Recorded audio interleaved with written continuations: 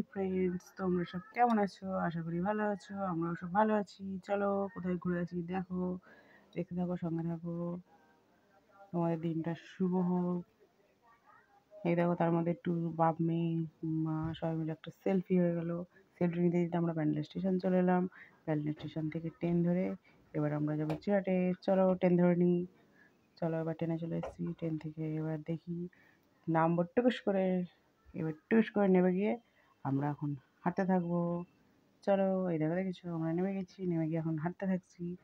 হেঁটে হেঁটে সামনের দিকে যাচ্ছি। সামনের দিকে ওর বাবা আর মেয়ে যাচ্ছে। আমি তারপরে দেখিয়ে দিলাম আমাকেও যে আমিও যাচ্ছি। তারপরে এই দেখো ট্রেনটাকে দেখিয়ে দিলাম যেই ট্রেনটায় আমরা যাচ্ছিলাম।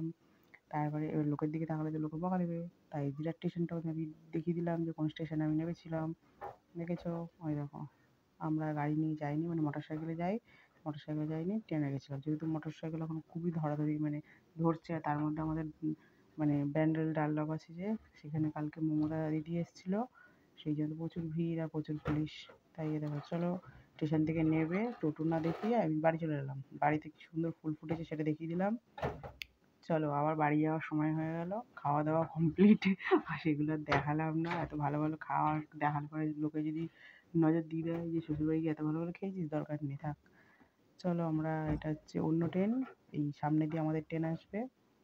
এবার আমাদের ট্রেনে আমরা উঠে পড়েছি। এমনকি ব্যান্ডেল, এই যে আমরা বসে আছি এখন, বসে একটু লাইভ করছিলাম।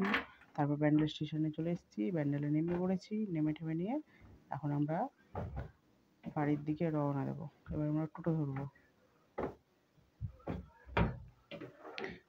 Bandel bye bye, Bandel station tata. আমরা সব বাড়ি চলে এলাম। চলে এসেছি, দেখেছো আমার বাড়িতে, ঘরে চলে এসেছি। ওটাই আমি বলছি যে আমরা বাড়ি চলে এসেছি। Thanks for watching. সবাইকে অনেক ধন্যবাদ যে আমার ভিডিওটা দেখার জন্য।